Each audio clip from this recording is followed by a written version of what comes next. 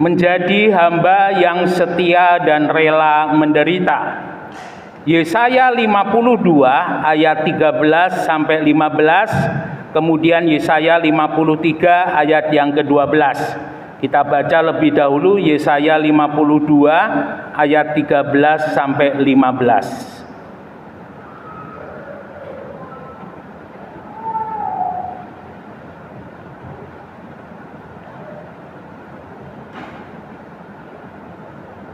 Yesaya 2 ayat yang 13 sampai 15. 13 sampai yang 15. Sesungguhnya hamba-Ku akan berhasil, ia akan ditinggikan, disanjung dan dimuliakan.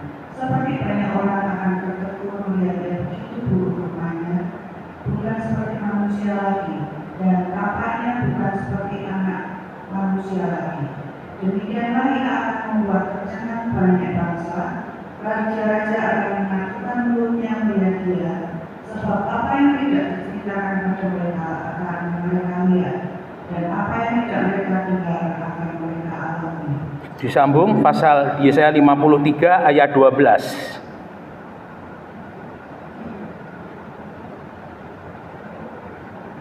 Yesaya 53 ayat yang 13. Sebab itu aku akan membagikan kepadanya orang-orang besar sebagai rampasan, dan ia akan memperoleh orang-orang kuat sebagai jarahan, yaitu sebagai ganti karena ia telah menyerahkan nyawanya ke dalam maut, dan karena ia terhitung di antara pemberontak-pemberontak, sekalipun ia menanggung dosa banyak orang dan berdoa untuk pemberontak-pemberontak.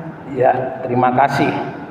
Bapak Ibu Saudara yang dikasihi oleh Tuhan, ketika kita berbicara mengenai Paskah, ya, kalau sekarang kita ini memperingati Jumat Agung. Jadi Jumat Agung ini adalah peristiwa di mana Tuhan Yesus mulai dari Taman Getsemani, ya, seperti yang pernah saya ceritakan. Mengapa di Taman Getsemani, tempatnya persis di Taman Getsemani, karena di situ ada satu pohon, ya, kalau tidak salah itu pohon zaitun. Itu usianya lebih kurang hampir 2000 tahun dari ini, teori pakai karbon, ya, teori karbon. Jadi usianya itu sampai 2000 tahun, dan sekarang pohon itu dipagar, ya, dipagar keliling. Jadi orang tidak bisa mutik daunnya atau tidak bisa pegang pohonnya, ya, supaya apa? Supaya keawetannya itu bisa sampai lama. Nah, Bapak Ibu Saudara yang dikasihi oleh Tuhan, apa yang ada di dalam peristiwa-peristiwa yang dialami oleh Tuhan Yesus sebenarnya tidak lepas dari apa yang dilakukan oleh Konstantin sebagai Kaisar Romawi, ya, di mana Konstantin dan ibunya sangat-sangat respek sekali dengan peristiwa-peristiwa yang dialami oleh Tuhan Yesus, ya. Dan salah satunya itu adalah perjalanan jalan salib atau jalan Via Dolorosa. Dan kita sempat mengikuti jalan itu. Memang kalau boleh saya katakan, kalau lewat jalan itu cukup capek, ya, karena jalannya itu memang batu-batu. Saya hanya gambarkan kalau waktu dulu batu-batunya tidak disusun rata begitu, jadi ya cukup lumayan juga. Dan itu berjalan dari dalam sampai kemudian keluar daripada ini, tembok Yerusalem, tidak terlalu jauh begitu. Dan di sana ada satu gereja, dan itu diyakini sebagai tempat Tuhan Yesus disalib.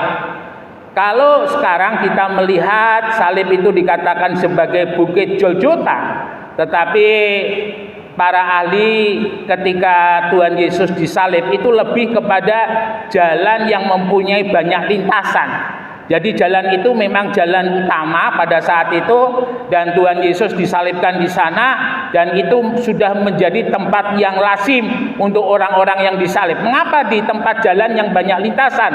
Supaya orang melihat bahwa ketika orang berurusan dengan Romawi, maka dia akan disalib di sana. Dan itu yang diterima oleh Tuhan, sehingga kita melihat penyaliban daripada Tuhan itu disaksikan oleh banyak bangsa, karena memang posisi daripada salib itu berada di persimpangan jalan yang banyak begitu, ya.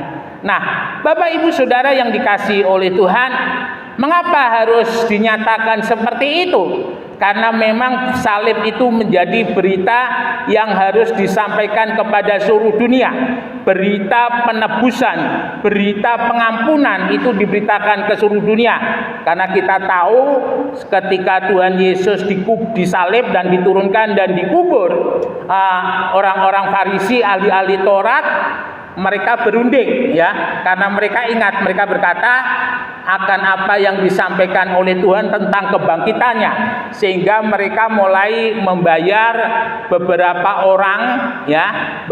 orang supaya mereka memberitakan Yesus tidak bangkit ya, atau mereka mengarang cerita bahwa mayat Yesus dicuri oleh murid-muridnya, dan itu menjadi cerita yang luar biasa yang ada sampai dengan hari ini orang percayai ya.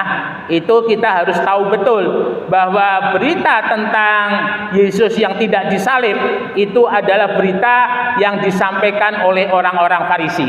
Ketika disetas, saya pada waktu itu ada ibadah Paskah, lalu salah satu tema yang kita ambil di sana, kubur kosong dusta pun menyebar. Nah, itu yang terjadi pada zaman daripada Tuhan Yesus.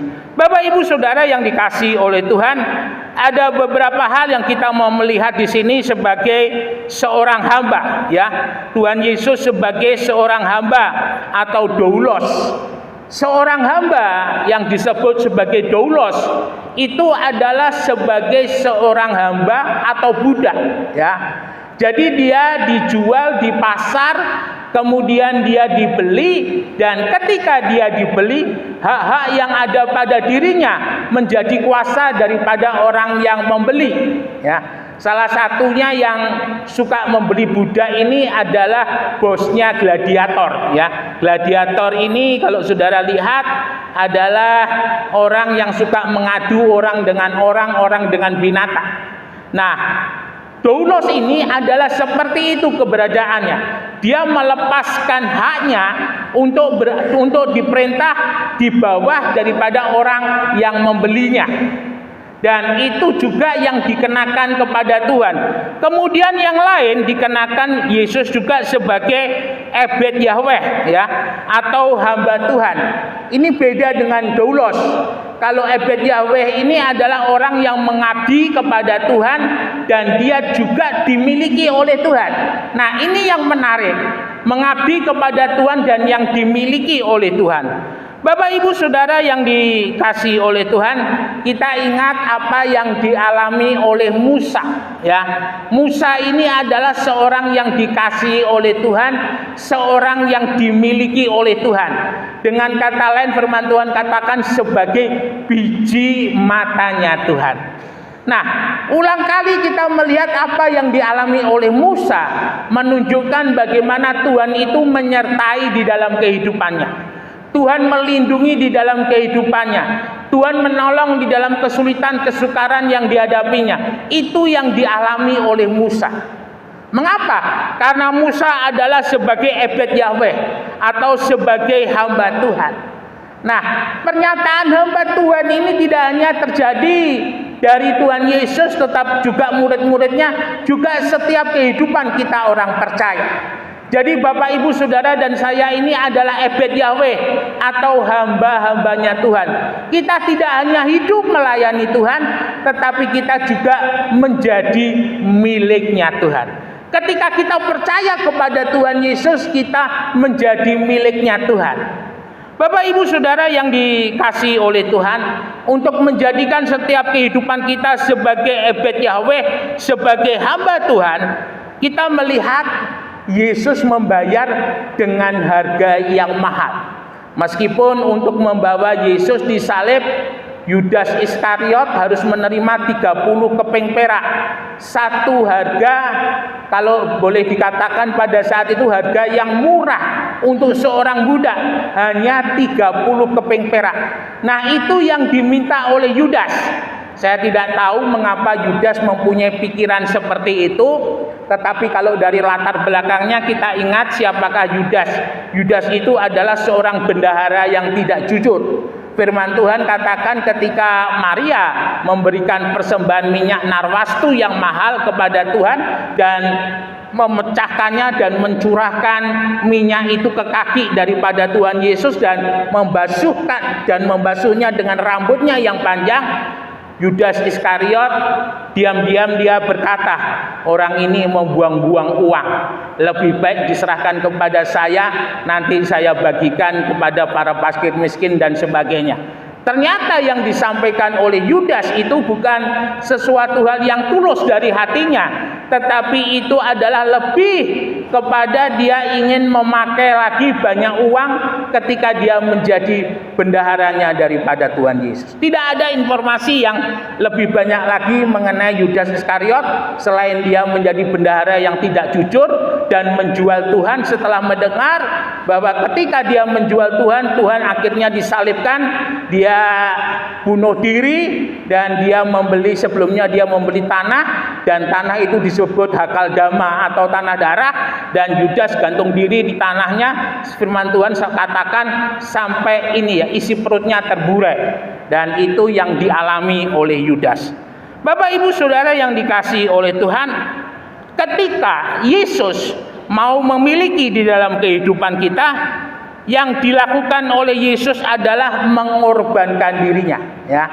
Jadi Yesus tidak membayar dengan harta untuk menebus kita, tetapi Yesus mengorbankan dirinya supaya Yesus boleh memiliki di dalam kehidupan kita.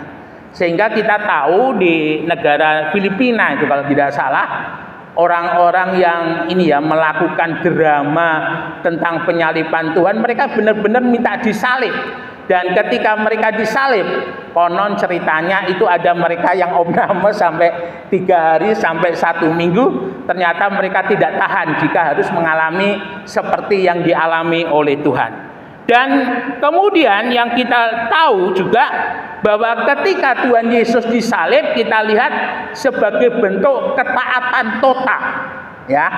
Bapak Ibu Saudara, Yesus tidak hanya disalib selesai, tetapi proses untuk menuju salib itu kita mau renungkan bersama-sama. Malam ketika dia ditangkap di Taman Getsemani, kemudian dia dibawa ke Pilatus. Sekarang itu kalau di tempatnya Pilatus, tempat menghakimi Tuhan Yesus, tempatnya mungkin ya hanya satu ruangan ini, tidak terlalu besar, ya. Itu karena sudah ada dipotong-potong dengan bangunan, tetapi yang menjadi tanda bahwa itu adalah tempat daripada Pilatus mengadili Tuhan, karena di sana ada tulisan yang menandakan tahun pada saat Pilatus mengadili Tuhan. Nah, mulai daripada Tuhan ditangkap di Taman Getsemani, lalu kemudian sampai dia dibawa ke tempat daripada imam besar Kayafas. Jadi salah satu ciri daripada imam besar Kayafas itu ada lubang sumur. Jadi setiap orang yang dibawa kepada Imam Kayafas itu dimasukkan dulu ke dalam sumur, kira-kira itu tingginya sampai ke bawah itu sekitar 2 sampai 3 meter. Dan sampai hari ini yang masih misterius adalah bercak-bercak darah yang ada di bawah daripada sumur dimasukkan, di mana tawanan itu dimasukkan. Dan konon darah itu adalah percikan daripada darah Yesus. Karena setelah Yesus disalibkan tahun 70, kurang lebih Yesus disalibkan sekitar tahun 33, ya. Lalu tahun 70 Yerusalem dihancurkan oleh Roma. Jadi artinya tempat itu tempat yang tidak lagi ditempati. Jadi artinya Yesus yang terakhir berada di tempat itu, sehingga para ahli mempunyai keyakinan bahwa itu adalah darah Yesus. Saya ketika berada di sana saya cukup merinding. Saya hanya coba membayangkan ketika Tuhan harus dianiaya karena cambuk yang ada pada saat itu seperti bola-bola besi, lalu kemudian ada dikasih duri-duri begitu. Ketika dicambuk dan dilepas, maka tubuh orang yang dicambuk itu pasti robek, ya. Jadi cambuknya itu bukan cambuk yang dipukulkan membentuk luka begitu saja, tetapi ada daging yang terkoyak daripada cambuk itu, dan itu yang dialami oleh Tuhan.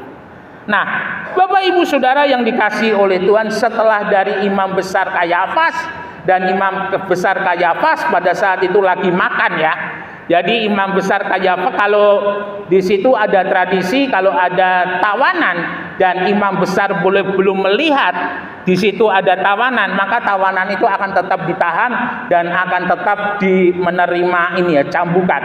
Dan pada saat itu rupanya karena Yesus adalah orang yang terkenal, ketika tahu bahwa yang dibawa itu adalah Yesus, Imam Kayafas melihat dan itu adalah Yesus, lalu kemudian diserahkan kepada Pilatus. Dari Pilatus diserahkan kepada Herodes, lalu dari Herodes diserahkan kepada Pilatus, lalu Pilatus membasuh tangannya dan menyerahkan Yesus untuk disalibkan. Bapak, Ibu, Saudara, kalau kita boleh mengenang apa yang dialami oleh Tuhan Yesus, betul-betul satu kejahatan, kalau boleh saya katakan satu kejahatan yang paling jahat yang dilakukan oleh manusia. Karena mereka begitu tega, di mana Yesus selama 3,5 tahun melayani mereka, mengasihi mereka, menyembuhkan mereka, tetapi hari itu mereka menganiaya Tuhan. Bapak, Ibu, Saudara yang dikasihi oleh Tuhan, sebelum penyaliban daripada Tuhan, ada peristiwa ketika Tuhan Yesus masuk ke Yerusalem dan orang-orang menyambut dengan daun palem, ya. Dan daun palem ini adalah sebagai tanda kemenangan, seperti yang pernah dialami oleh seorang tokoh pada saat perang Makabe, ya, perang yang terjadi di Israel. Dan ketika mereka melihat Yesus adalah sosok yang sangat diharapkan, mereka menyambut Yesus. Mereka katakan Hosana, Hosana, terpujilah Tuhan. Tetapi ketika mereka melihat kenyataan, Yesus tidak melakukan seperti yang mereka inginkan. Karena Yesus tidak membawa senjata, Tuhan Yesus tidak berperang, tetapi Tuhan Yesus mengasihi, Tuhan Yesus menyembuhkan, Tuhan Yesus menolong. Itu membuat orang-orang Israel sangat murka dengan apa yang dilakukan oleh Yesus. Mereka tahu Yesus bisa melakukan, tetapi ketika saat itu tiba, Yesus membiarkan dirinya untuk dianiaya. Yesus membiarkan dirinya untuk diperlakukan tidak sebagaimana mestinya, dan Yesus menerima semuanya itu. Dan kita tahu semuanya ditanggung oleh Tuhan untuk menebus setiap dosa-dosa kita. Bapak, Ibu, Saudara, ada peristiwa yang luar biasa ketika peristiwa Tuhan Yesus disalib. Ada satu kata yang Tuhan katakan sebagai kata yang terakhir, yaitu tetelestai, sudah selesai, sudah genap. Yang luar biasa, tirai bait Allah yang begitu tinggi dan begitu besar tiba-tiba terbelah, ya. Kalau bait Allah yang ketiga masih kita belum melihat di sana, karena ini baru replikanya begitu, ya. Jadi kita hanya bisa membayangkan bagaimana tirai bait Allah itu terbelah, artinya robek, ya. Yang biasanya tirai itu tertutup, tidak ada sambungannya, dan kalau imam tugas dia harus brosot begitu, ya, dari bawah kemudian masuk ke dalam. Tetapi itu terbelah dari atas ke bawah, dan apa yang ada di dalam tirai itu terlihat dari luar. Nah, ini menandakan pada saat Yesus mengatakan tetelestai, sudah selesai, sudah genap, sudah dibayar lunas. Artinya jalan kepada Tuhan yang dulu tertutup sekarang sudah dibuka oleh karena pengorbanan Yesus. Sehingga orang percaya memanggil Allah itu sebagai Bapa, itu adalah karena pengorbanan daripada Tuhan Yesus. Karena kalau kita melihat tidak ada istilah memanggil Allah itu sebagai Bapa di dalam Perjanjian Lama, tetapi Yesus perkenalkan Allah itu sebagai Bapa. Dan kita pun orang-orang percaya saat ini ketika kita berdoa memanggil Allah, kita pun juga memanggil sebagai Bapa. Menunjuk sebuah hubungan yang dekat antara Allah dengan umatnya, seperti bapak dengan anaknya. Dan itu yang kita alami sampai dengan hari ini. Oleh karena pengorbanan Kristus, kita hari ini mempunyai Allah sebagai Bapa. Allah yang mendengar seperti seorang ayah yang mendengarkan anaknya.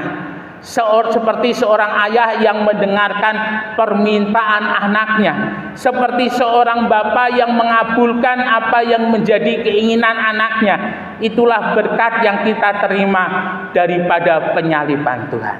Mari Bapak Ibu Saudara yang dikasihi oleh Tuhan, kita sungguh-sungguh boleh menghargai pengorbanan daripada Tuhan. Supaya apa? Supaya pengorbanan Tuhan itu yang membawa kita mempunyai jalan kepada Allah, sungguh-sungguh boleh kita nikmati.